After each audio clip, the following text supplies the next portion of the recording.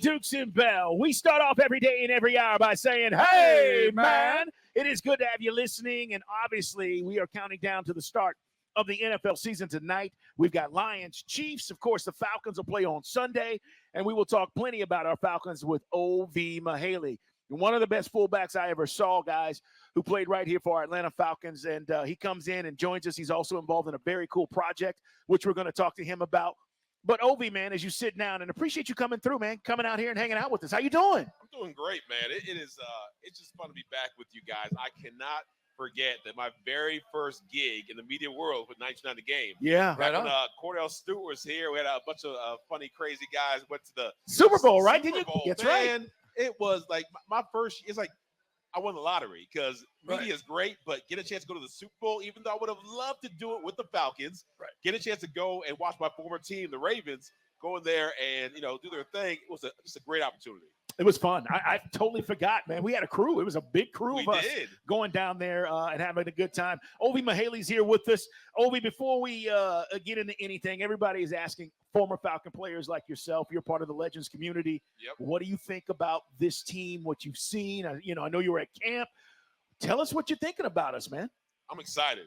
I'm real excited. And obviously, being a running back and being an offensive guy, I can't stop talking about Bijan Robinson. But Bijan is going to be great regardless because our offensive line has done such big things as far as the steps, leaps, and bounds they've grown. Like, those guys are nasty. Those guys remind me now of Mud Duck and Harvey Dahl and Tyson Clabo and Justin Blaylock. Like, those guys who used to just have that edge. Like, they hated us. They were crying and complaining.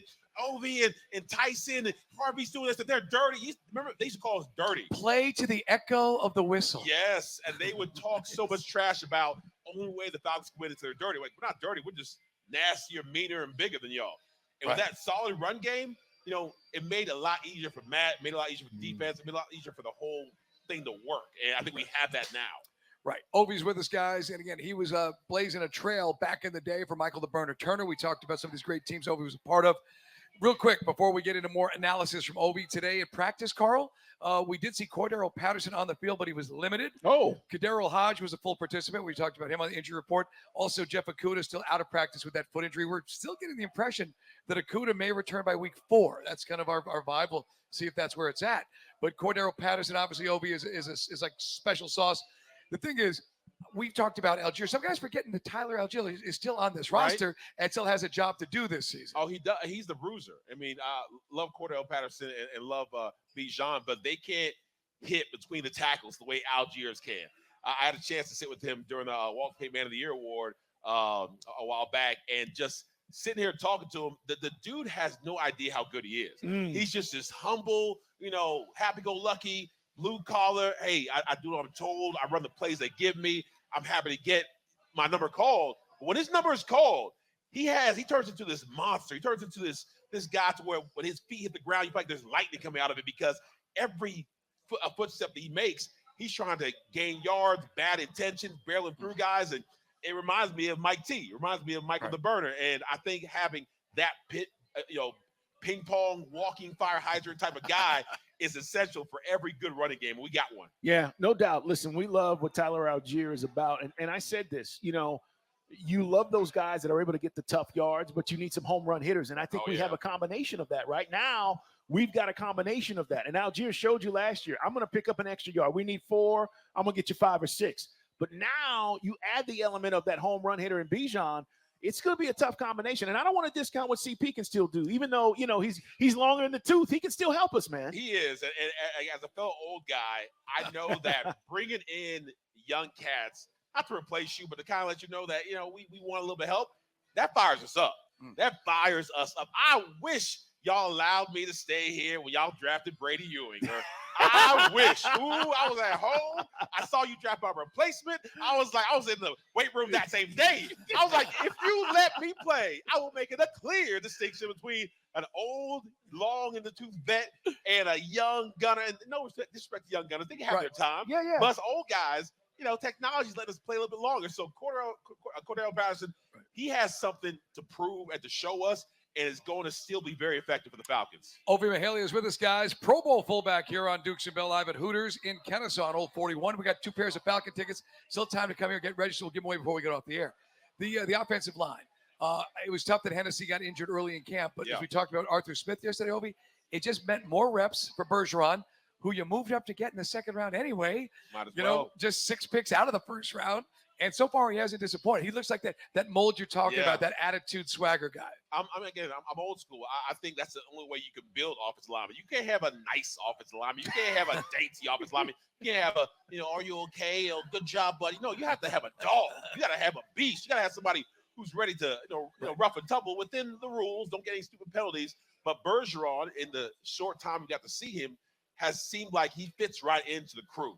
Now, he gets along. He's running down the field. And the big thing for the offensive lineman and the fullback is that you need to run. You need to get down there in case something happens. You need to push him off your offensive, your running back. And there were times in the Falcons' history, I won't name the times, but there are times when the offensive linemen make their block and just stand there. Yeah. And I'm yelling at the TV. What are you doing? Right. How do you let your quarterback Matt get sacked and guys are just standing there like, oh, that sucks. Next play. Like having a sort of pride about that. Right. That's what is back now. And Bergeron is right lock in step with the whole team that's doing it. And I love it. Yeah. Remember that time for Carl Blitz, Matt, was standing over him in New Orleans? Yeah, it was a big deal. Like, nobody stepping to him. We're like, what's up with that? Right. Come defend your guy, man. Yes, that's always. what that's about. Ovie, I know you're involved with a special project, and we're going to talk about it because I want to spend time. You're going to hang out with us for a couple of segments. Gotcha. We're just talking about where the team is, and take us back, man. For Desmond Ridder, he played the 4 games. He got a taste, but he's QB1 now. Mm-hmm. Talk about these opening games, the feeling. Because yesterday we had Calais Campbell on. Did you? And Calais was like, I'm ready. My dog. Like he's ready to he's ready to go. And just what it feels like from a player's perspective when, week 1's approaching, but now you've got through all the stuff, right? Yep. The BS, let's be honest, all the OTAs and all the stuff. And now it's about real football. Ooh, it's electric, man. You got butterflies, good butterflies, but it's just like this tingling feeling to where it matters. Every snap, every play, every breath, every moment, every thought, it's all leading to something bigger than that moment. Do you have to calm yourself down? I try not to. I just let it loose. Okay. Man. So it's controlled chaos is what our running back coaches say. Controlled chaos. Once you have put in the muscle memory of this play is called, these are my assignments, that's my protection, audibles do that. Once you have done that so many times, you let loose. You let your body just play. You can go full speed. And for vets, again, one of the advantages of having vets, we're able to comprehend that a little faster, so we just let our talent show. And with Calais, the reason he's so excited is he's like, I've done this. Like, you can only remix the offenses so much. I know what to do. I just want to go out there and ball. I want to hit somebody. I want to grab somebody. I want to shake the life out somebody. Not literally, but you want to have that just violent game. Run through somebody's heart, and you don't get a chance. You don't get a chance to do that so many times in your life. Right. And I remember my very last hit in the National Football League, and it's like I remember because my last one. I work medical sales now, a company named Walvana, and so I go see doctors all the time now. I'm like, you look just like Ovie Mughelli. I'm like, yeah, I get that a lot. And so, like, how do you miss the game? I was like, I missed the contact. Right. I haven't had a chance to hit somebody in like 12 years. So I said, piss me off, and it'll be a bad thing. I've been building up for 12 years. So Calais is that. He's ready to hit somebody. He's ready to go all out and ready to really just to do what he loves, play football. We had him on the show yesterday, and as amped as you are, Ovie, he got me and Carl amped. We wanted to It was almost like we were in the Church of the Falcons. Man, this guy's fired up. He is the ultimate OG. And he talked about, looking at this roster, look at what we're building, and respecting Arthur Smith from his time in Jacksonville, knowing the kind of coach he is, the physicality that he wants. And then he believes in Ridder. Talked about Bijan. Talked about everything else going on. We're going to spend some time more on Ridder next segment. But when you look at this team, it's a really, if they get it right, it's a young team that can be good for a number of years. That's what makes it so exciting.